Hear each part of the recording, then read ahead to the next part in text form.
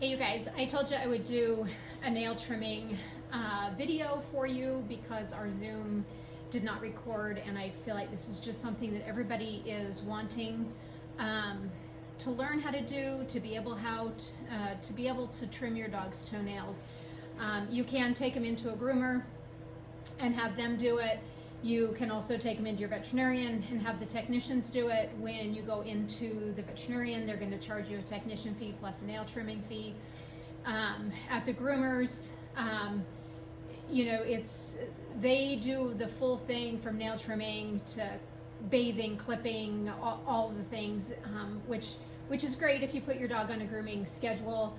I personally have always had a lot of dogs, and so paying for 5 dogs to go in for grooming and nail trimming and all of that can get pricey. And so I took the time just through the years of doing nail trimming and grooming and all of that, I've just learned how to do it and have the confidence in doing it.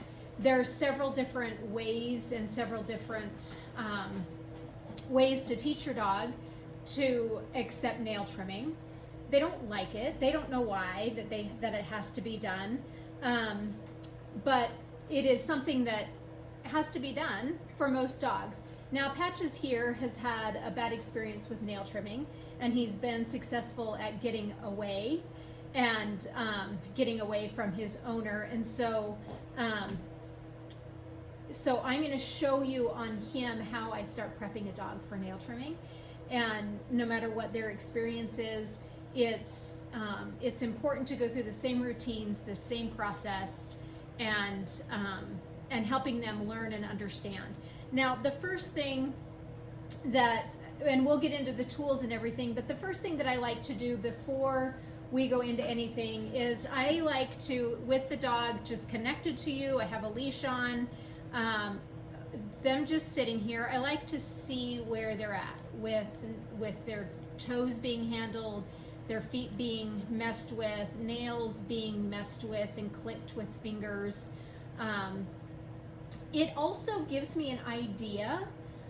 This is a great way to help groomers with your dog, just to desensitize them and help them get used to this, because it can be a battle, and a lot of times technicians and groomers have to muzzle your dog to trim their nails because we don't do our part. So with your dog sitting there, get them used to having their paws being handled and their toes being handled and picked at and clipped, and fingernails, and just handling them in the sitting position where they're comfortable.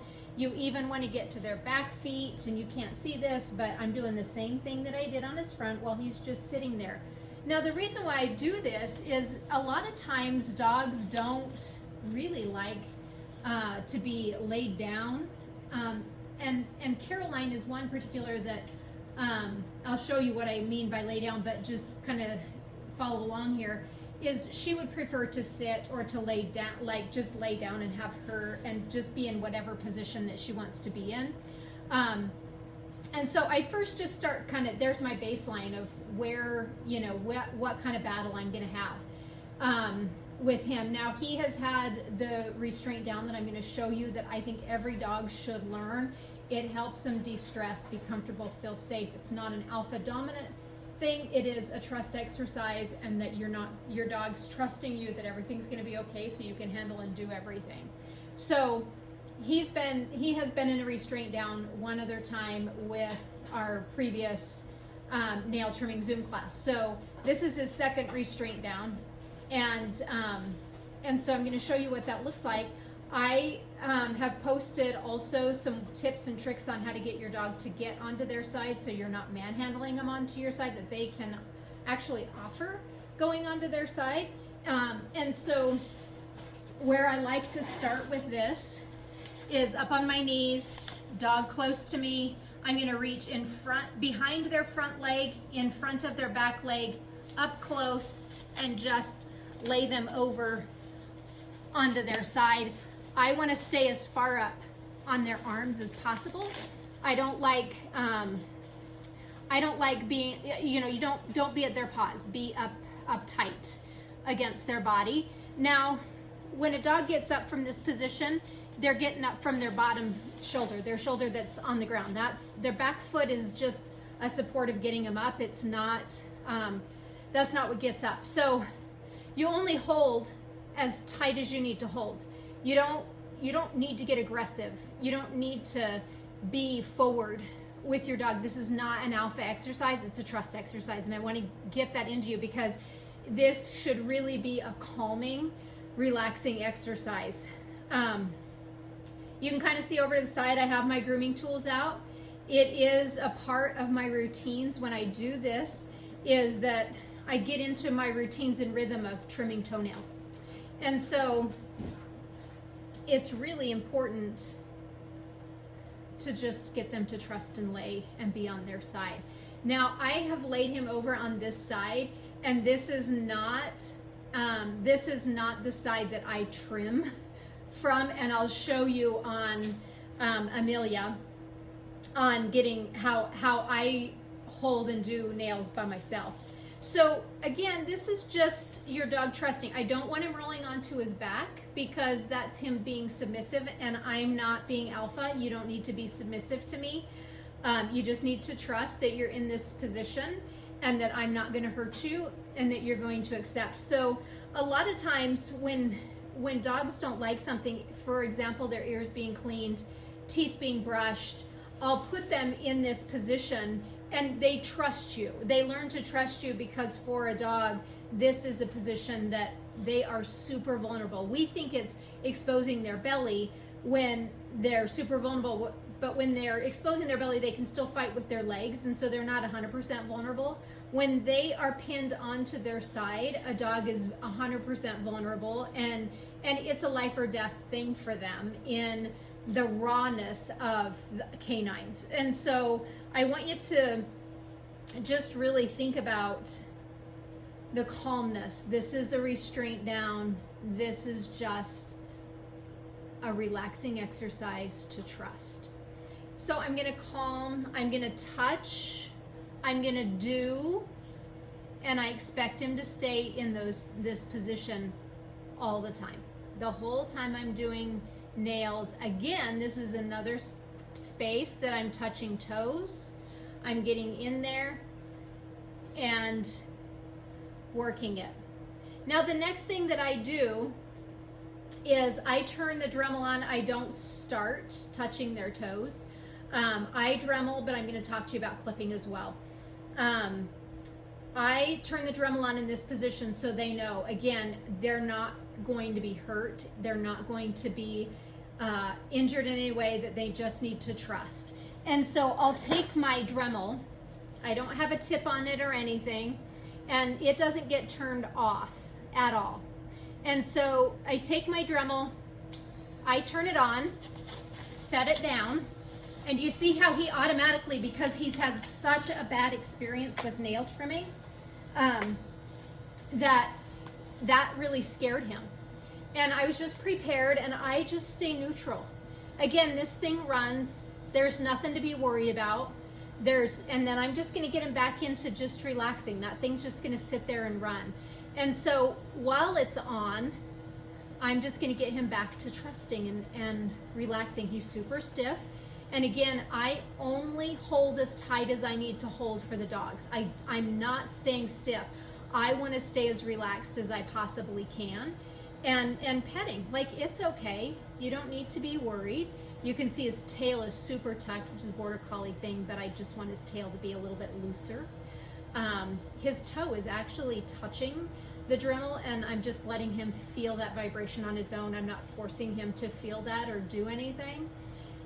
And so just letting him be here and be present with that thing running, and that he's okay. You can see he's still kind of worried. His head, he's, here is just not completely relaxed into it. He is a little bit, just nervous still. But again, I'm not having to hold very long. And I do this until they stop freaking out when the Dremel gets turned on. And I'm gonna push him just a little bit so you guys can see, but I don't do any more until I can put him in this position, in his restraint down. I can turn the Dremel on, and he doesn't jump, he doesn't flinch, And so every day I'm going to do this. Every day I'm going to say, this is part of the routine, and you're going to be safe, and you're going to be fine, and this thing is not going to hurt you. So my next step from here is picking up the Dremel and being a part of the relaxing piece of it. So you can see, again, I'm just worried about holding that front shoulder down so he can't get up. I want him to be comfortable. I don't want him to be uncomfortable at all. So it's funny that we have no, he slipped out of his leash and collar and everything, so it's funny. So it's just a part of it. It's a part of it, and he's not going to get hurt, and there's nothing that he's going to get worried about. And I'm going to even touch his toes, not with the Dremel. I'm just holding the Dremel. So I'm touching. So this is the next step until he gets to the point that I don't have to hold on to him, and I don't have to do, I'm not battling it. But I want him to know that this thing is a part of the nail trimming. So I'm going to do this every day until I get a acceptance or a trust in this, because I don't want him to worry about the Dremel. He's afraid of the Dremel. He's not afraid of the nail trimming. It's just when you get pinned down, you fight, you get away, then they learn. This is a really good deep breath that he just took. So I don't want him to be afraid of the Dremel. I don't want him to worry about this thing. And I don't want him to worry about associations. Now the next step would be that I'm going to touch, and I'm not using the sand. I have no attachment on this thing whatsoever. It's just a part of trimming and touching his toes and being a part of it. And again, I don't have an attachment on here. I'm just touching him with the little piece, the tool. Every dog has one foot that they're funny about. And that's the way it goes. When I keep it going until I feel him relax a little bit, there, good. And I always want to help and support your dog relaxing. You do this on your own and get all grumpy about it.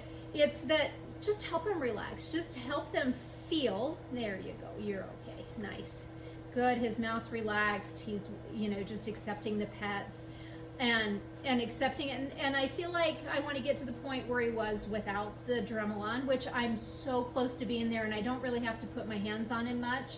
And so then I'm going to turn this off. And just because I turn it off doesn't mean that we're done.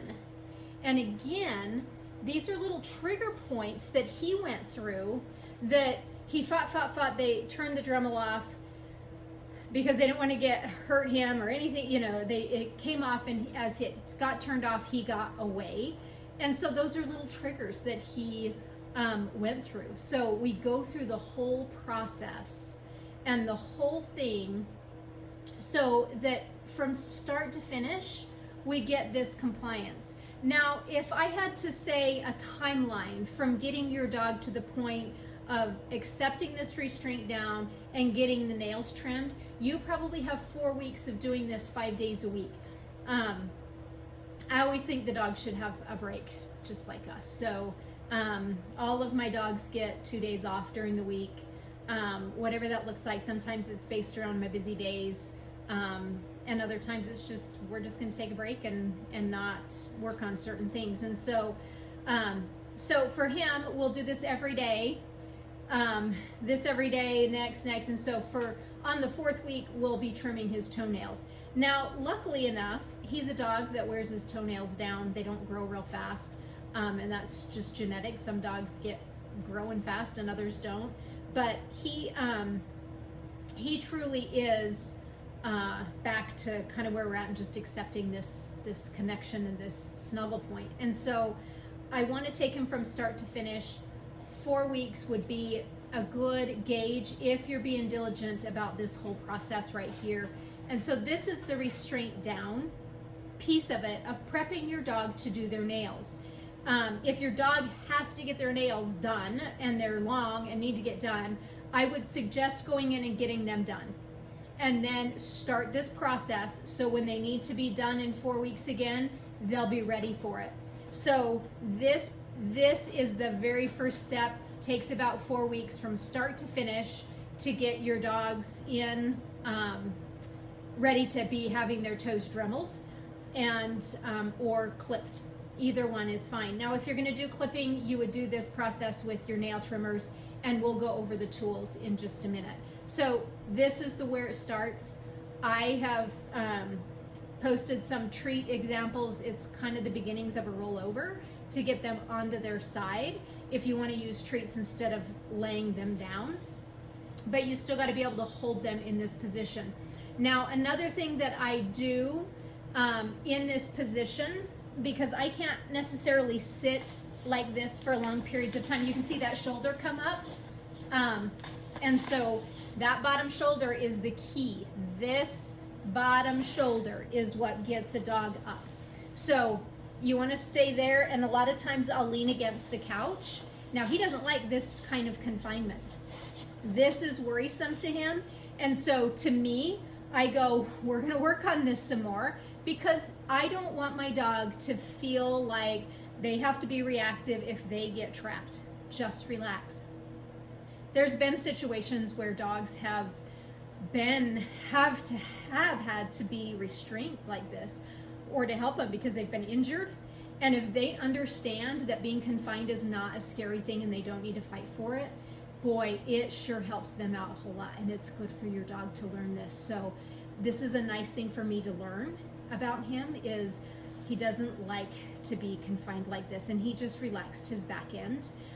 His breathing is sure a little bit shallowed and worried. And so we're going to be here for just a minute until he just released his lips there. I want him to be relaxed. I want him to feel safe. Like, you're safe. It's fine. We're not going to do anything. You don't have to worry about dying. And that's really what's going through a dog's mind in their survival state, is surviving. And so he's not being hurt. I'm not even resting my legs on him. He's just under here. And so I want him to feel whatever I do to him is going to be okay. The other thing that I learned, I'm just talking about restraint down and a dog being confined and helping him relax in a state of being confined in, is this dog is actually going to be going on a ranch. He lives with my niece, and she gets up and has to move cows and do all that stuff on the ranch with her family, and he's going to be going along as well. Now, if he gets out there and gets injured, or she's got to get him up on horseback, which will happen and can happen out there on the ranch, is he's got to be able to be calm in this kind of situation or position on being on the horse. And so if she has to do this, then he needs to learn this. And so it's a good exercise all the way around. I've had dogs in scenarios that have been bit by rattlesnakes, that getting him in this position, getting him confined, slowing everything down, keeping everything calm has saved their life. And being in this position was a calming place for them to be, and helped them stay calm and get to the vet fast. So there's so many valuable things in teaching your dog this position, whether you've got them confined with your legs over them or your hands holding them. It's such a great exercise for them to learn to accept and relax and be okay. So get involved with your dogs, be connected, help them trust you, help them get rid of those survival skills that they don't need, because that's our job as dog owners. So the restraint down is your first thing. And when I let them up, I came off of him and lifted my leg off, because he completely relaxed underneath my legs. Like, I felt his whole body just go, whew. And so letting him feel that release from me was good, and he's going to stretch, and that's really quite lovely. And this is just a fun connection for me with him. He's breathing really good. He's just soaking this in really lovely. And that makes me happy. So I'm going to bring this other leg off of him, still not letting him get up, because I get to decide that. So again, this exercise, you'll feel your dog gets more snuggly. If you don't have a dog that's snuggly, they get more snuggly when you do this with them. And and they learn to just enjoy the relaxation and be here, and they just relax into it. So I encourage you to do this, but this is step one to nail trimming. So when I'm done, want to be able to take my hands off and have them stay here, and then I pick them up out of it and let them come up out of it, and I don't let them do this. I decide, okay, and I let them, I don't pick them up, but I just make them get up, and let him get up, and then I want him to completely shake off and just let go of all of this, and he will. You'll see what that looks like. They kind of have to move around a little bit, and figure out that everything's gonna be okay. There we go, it's a little shake. He still needs to shake all of it off and let go of it.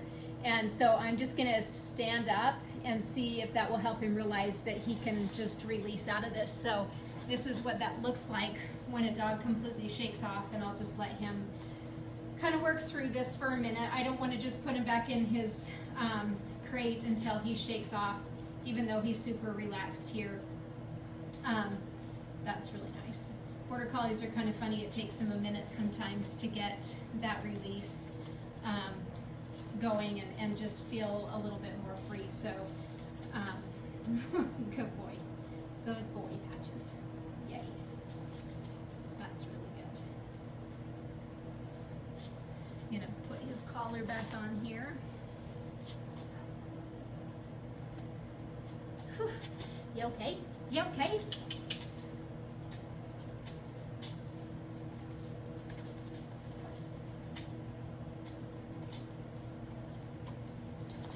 There we go. So that just shook off the whole exercise and just let go of all the stress. So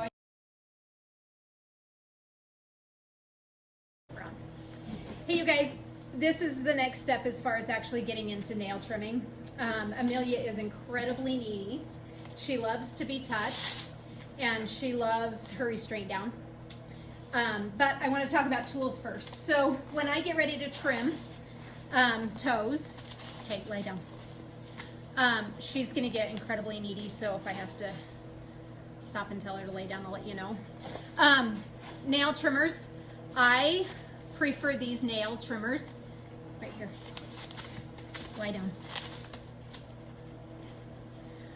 Not the guillotine kind, because it's inevitable that I end up clipping a quick with them. So these are my preference of nail trimming. Lie down.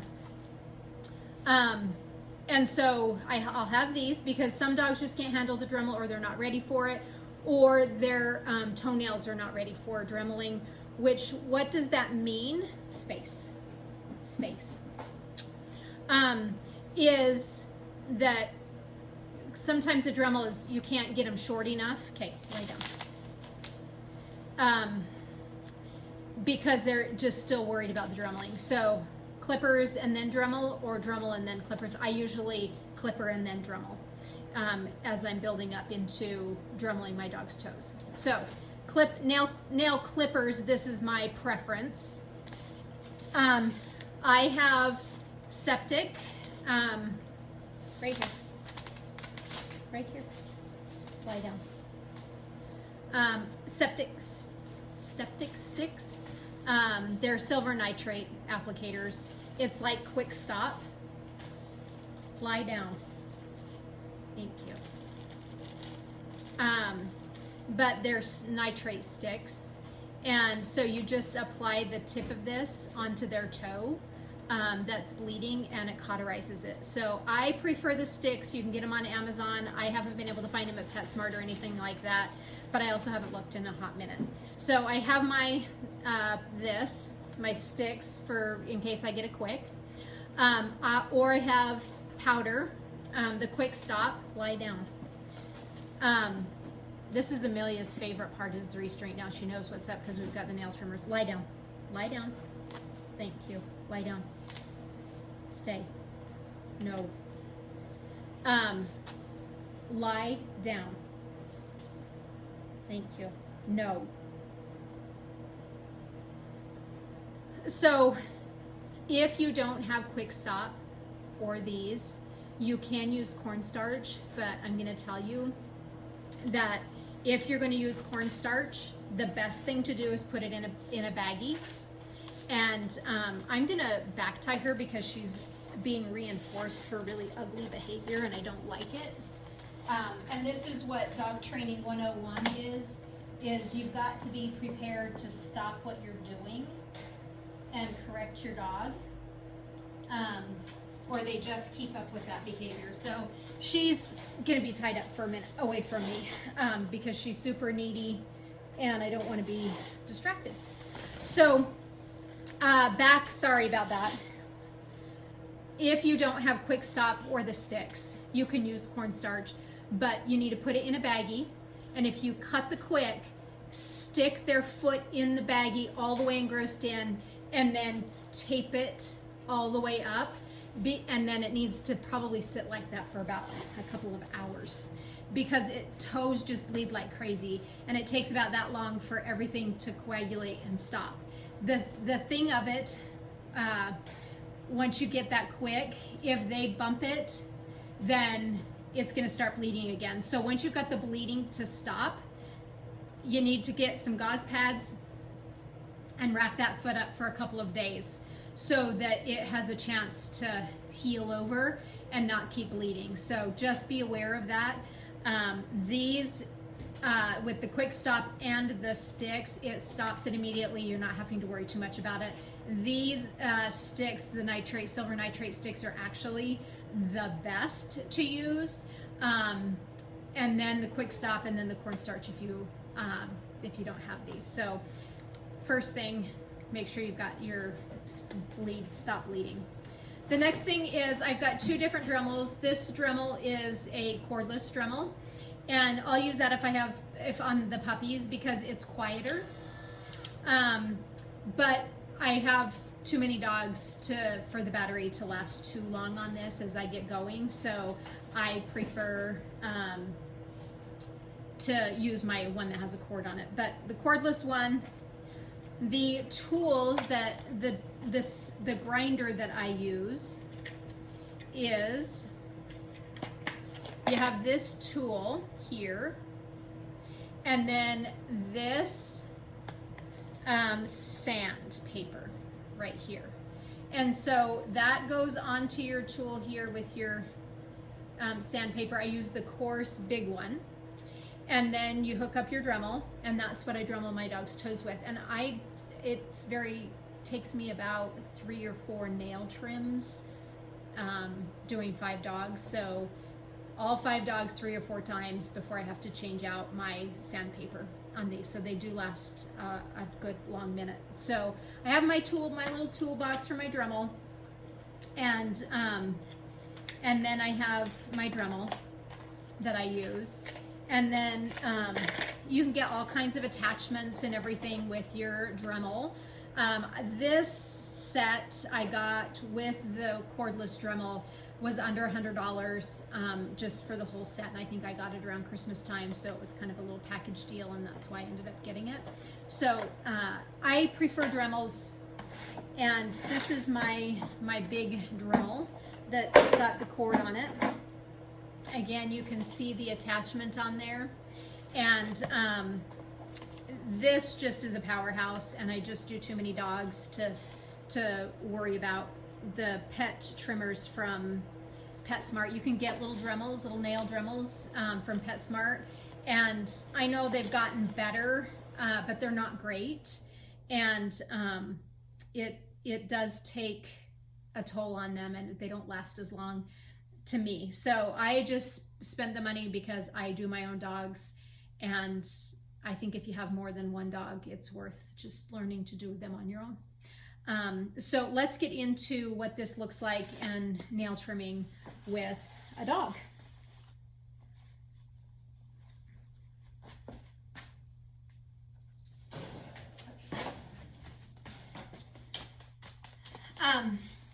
There's a certain position I like my dog's head to be to the left when I'm trimming the nails because my Dremel's in my right because I'm right-handed.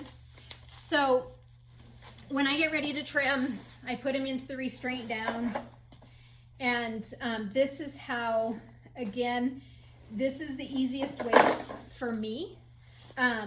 to do my dog's toes. So she's used to this position, and so I've got my left leg in between her front legs, and my legs are just crossed here because it's easier for me to handle their toes and not have to worry about them. So see if I can get it recording on here.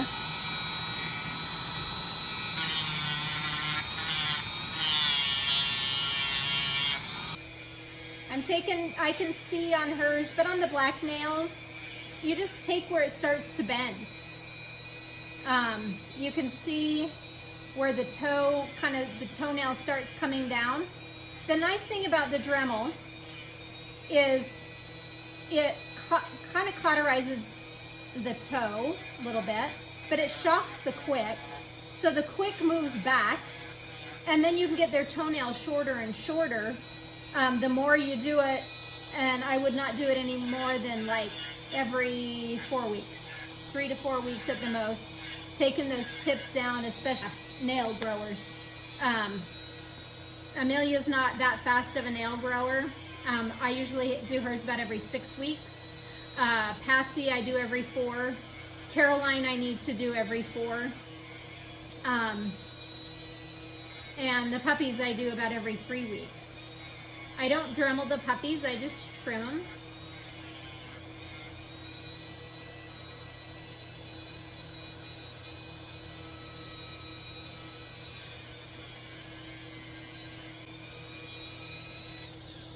And her nails don't grow all that fast and all that long.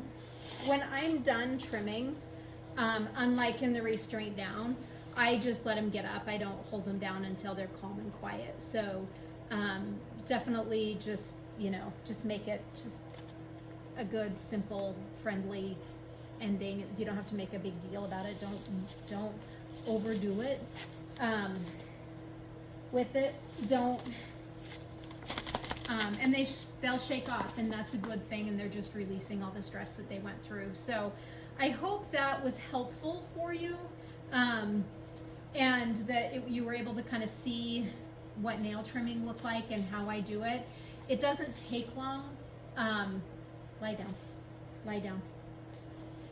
It doesn't take long to do, but you do have to condition them. So please, let's have a discussion about it. Ask a bunch of questions. I've been doing this a long time, and so I make it look easy, but it does take time to condition your dogs to it. And these guys are conditioned from puppyhood. I just get going with it. It's not something that I hold off and wait. Everything gets conditioned with it. Amelia, lie down. Thank you. No, we're gonna no, lie down. She is my incredibly lie down, needy border collie that loves to just be inside of you. Lie down. And it's sometimes a pain in the butt. This is what happens when your dogs enjoy the restraint down. They'll just go into it because they know this is what position you like them to be in. So they enjoy it, they like it. Happy nail trimming. Please, please, please ask all the questions and let me know how else I can help you be successful at trimming your dog's toenails.